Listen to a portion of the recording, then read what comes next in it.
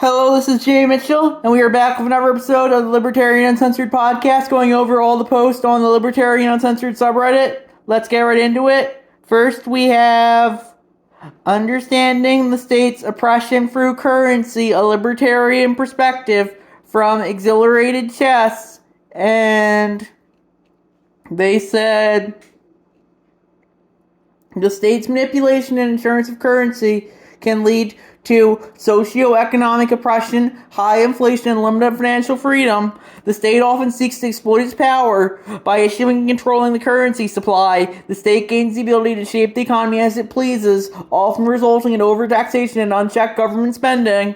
Governments can defund their endeavors without seeking proper legislative approval through dangerous measures like printing more money or accumulating excessive debt. These actions essentially amount to the same thing: devaluing the currency and causing inflation. Inflation diminishes people's purchasing power, eroding their wealth, and making it increasingly difficult to maintain a reasonable standard of living. Technological advancements have historically brought down the cost of production in various sectors. However, contrary to our expectations, prices for goods and services continue to rise. The primary culprit behind the phenomenon is the government's addiction to printing money, and then they link to the full article from MaggieMcMurray.medium.com. And I would agree with that. The state, life should be getting easier, but the state's just printing too much money, and that's why I think it's getting harder for a lot of people. Next, we have OK Bigot. Forbes teaches ways to decenter whiteness in your workplace from newsbusters.org. And I posted that and I said, change my view. The media wants to push racial animosity to keep people divided. And I definitely would agree with that, yeah, because the media needs people. The media doesn't want people getting along. The media wants people at each other's throats and fighting, so they will stay engaged with them. And people keep falling for it because that's the whole point of the media. The media thrives off engagement, and if it doesn't get engagement, it's not going to thrive.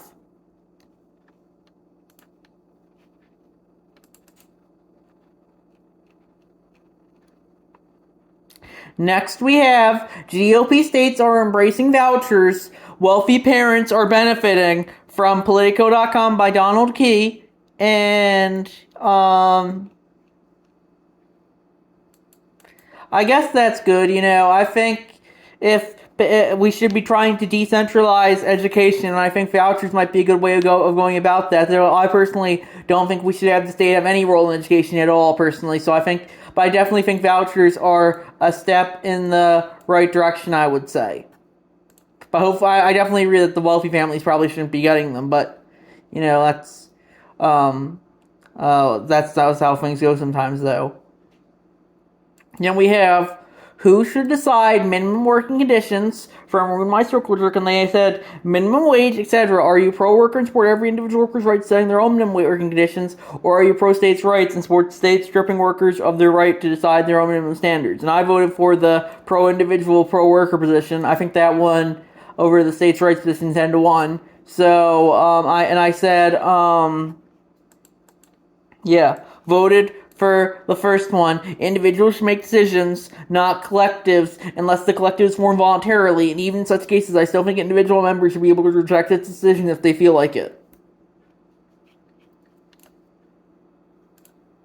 Next, we have Both Sides from Donald Key, and that's linked to the President Biden tweeting, "For mine tears, Happy Thanksgiving America," on, I think that's Twitter or X as they call it now. It's the picture of Happy Thanksgiving. Next door, they have next to it they have an image of Donald Trump's true social Thanksgiving message. He truth. Happy Thanksgiving to all, including the racist and incompetent Attorney General of New York State, Letitia Peekaboo James, who has let murder and violent crime flourish, businesses flee, the radical left Trump-hating judge, a psycho Arthur Engeron, who criminally defrauded the state of New York, and me by purposely valuing my assets at a tiny fraction of what they are really worth in order to convict me of fraud before even a trial, or seeing any proof, and use his politically biased and corrupt campaign finance violator, Chief Clerk Allison Greenfield, to sit by his side on the bench and tell him what to do, and crooked Joe Biden, who has weaponized his Department of Injustice against his political opponent and allowed our country to go to hell, and all of the other radical left lunatics, communists, fascists, Marxists, Democrats, and rhinos who are seeking to destroy our country. Have no fear, however, we will win the presidential election of 2024 and make America great again. That's kind of sounds like Donald Trump, I would say, yeah. And I said, and I agree with like 2000 time with Charm. Who said mean things on Twitter isn't going to mean much. Their policies are basically the same. I said agreed, though Trump is technically using Truth Social here. So that's my thoughts on that. I definitely think Trump's his rhetoric can get kind of out there sometimes, but I definitely think in terms of policy, his term wasn't too different from Biden's or Obama's or Bush's or Clinton's, etc., etc. Then we have HOAs mandated by county and city governments are worse than evil governance in isolation from LXPIV. And they said many neighborhoods are forced to have HOAs to get building approval. Local governments in these scenarios are controlling the means of housing production by forcing non-profit company structures to exist under the excuse of property value by the state. This enforces a wild card fee that doesn't scale with property or use value. These fees may be decided in a less democratic way than taxes and have far less in the way of recourse. You can't sue an HOA if a fee tax increase methodology would otherwise be unconstitutional. Thank you for coming to my turkey talk. And I guess I would agree with that. I would say, yeah, because the HOA is definitely an example of authoritarian collective that people are forced to join in a lot of instances, I would say. So that's why I personally don't think they're too libertarian. Then we have, I wish that groups that are not for actually for liberty or freedom would stop using those words in their name, from Plasman 30, and they said, Moms for Liberty. How liberty-leaning can you really be when your whole agenda is to ban books and curriculum from schools? If you were truly for liberty, you'd be working towards giving the power of which books children read and what curriculum that they learn to the parents. The House Freedom Caucus, the caucus is opposed to same-sex marriage and wants to outlaw it. If they were really about freedom, they'd work to get the government out of marriage.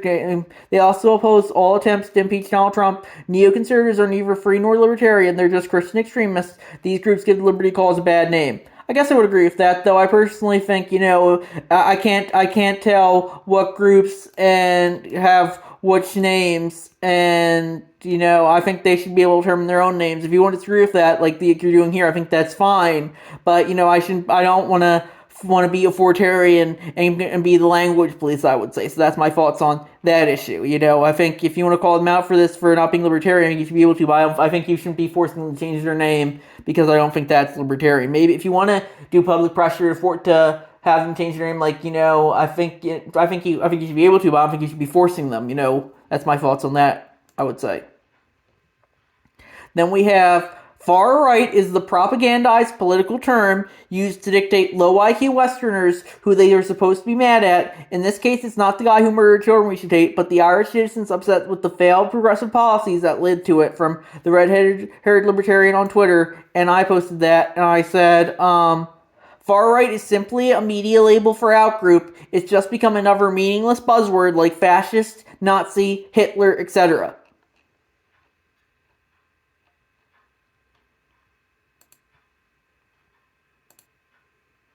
Then we have keep your grubby hands off the internet from LPPA, and that was their reply. I posted that, and that was their reply to Adam Schiff, who tweeted, Elon Musk has been amplifying anti-Semitic content, profiting from misinformation, and allowing pro-Hamas propaganda to spread on X. This needs to stop. I've joined Rep. Dan Goldman and Rep. Raskin in demanding accountability from X. And I said, Dan Goldman, I've heard that name before, and I linked to the tweet with the Nazi Police Stock Tracker Twitter account, and they said, Rep. Dan Goldman, time selling Pac West Bancorp perfectly. And I said it's also not the first time Schiff has pushed for censorship either. You can see that in the Twitter files and the Facebook files. How Schiff was pushing, and the state was pushing for censorship.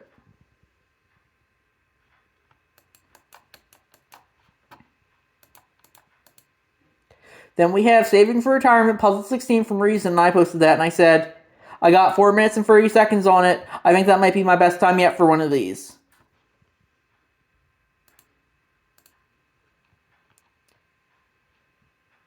Then we have From Your Government with Love, from another one from Exhilarated Chefs, and they posted this picture of Santa giving a present, and the present has the tag with inflation on it.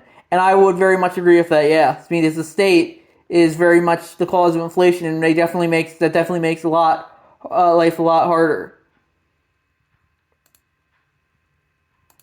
So that's my thoughts there. The state. I think the state. With their monopoly on the financial system, that is definitely not something we should be justifying. I think the people need to control the money, not the state.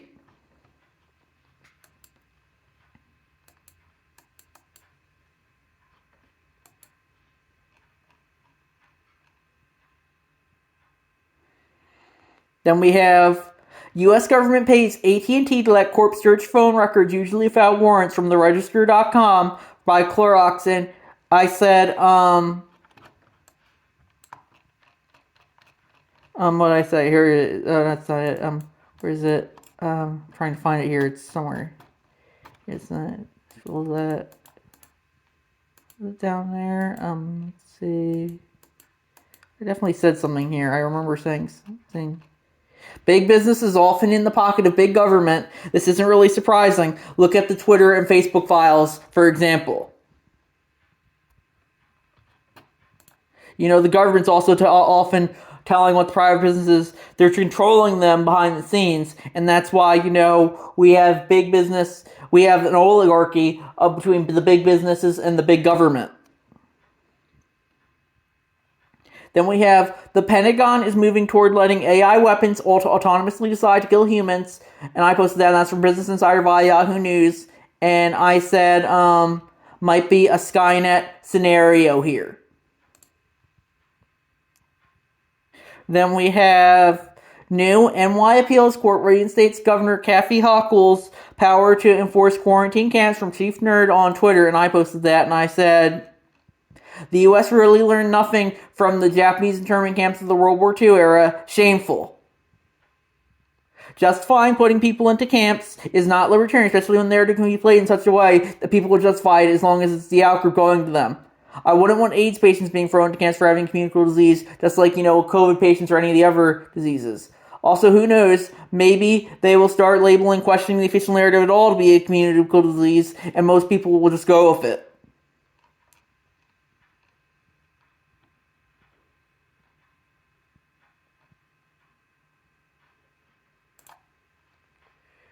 Then we have one of the many ways the administrative state is unconstitutional. It destroys separation of powers. Many agencies write their own regulations, use in-house courts of administrative law judges against individuals, and dole out punishments that ruin their lives. I'll end it from Vivek Ramaswamy.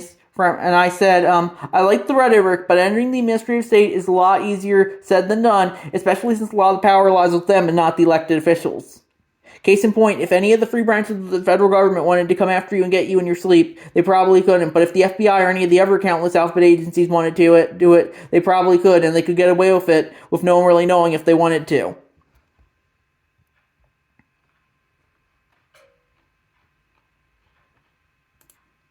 So you gotta know, the FBI, CIA, and all the NSA, CISA, they're who the real power lies within the government, not that of the elected officials.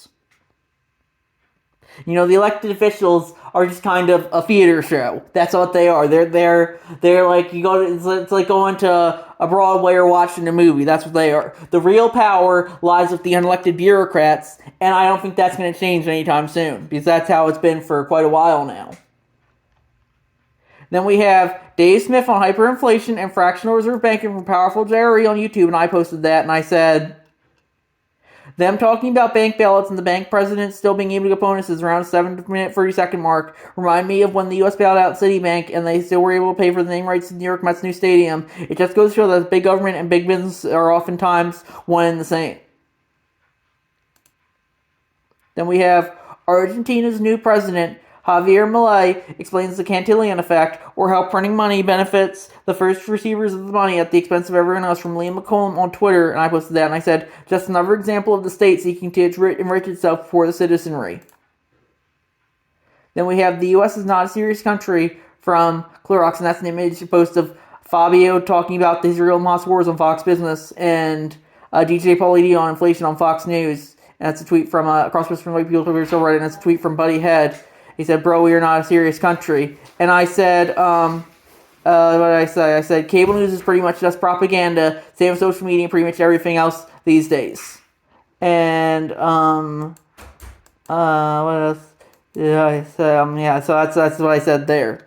You know, if MSNBC and CNN are not better, I would say, and definitely not any social media either, I would say. You know, it's all just narratives. Then we have Dave Smith from Why the Establishment Turned on Elon Musk from Chief Nerd on Twitter, and I posted that, and I said, if you dissent from the official narrative at all, they will turn on you. And I said, also said, Musk is improved, but I would say he's like Vivek Ramaswamy or Tucker Carlson, someone whose rhetoric is certainly pushing the country in a more libertarian direction, even if they do have their problems. Then we have Wall Street cheers as Malay swaps dollarization for Macri bot brass from Buenos Aires Times from Ninja Lover, and I said, that's politics for you. It's either get stabbed in the front or stabbed in the back. Hopefully this is just MSM trying to discredit Malay, but I guess we will have to see. And then we have Texas to become the show me state when SB 4 signed into law from WFA.com from ZL5563. And I said, poor Missouri, you know, they're the show me state, so now if Texas is taking that, I don't know what else they'll have. So, but yeah, I don't think you should have to show anything to the government if you don't want to. And I don't think if the government forces you to do anything, I think that is government authoritarian. So that's my thoughts there. And I'm gonna check to see if we have anything new since I started this podcast. Looks like we don't. So I think we're gonna wrap it up there, and I'll see you guys in the next episode. Bye.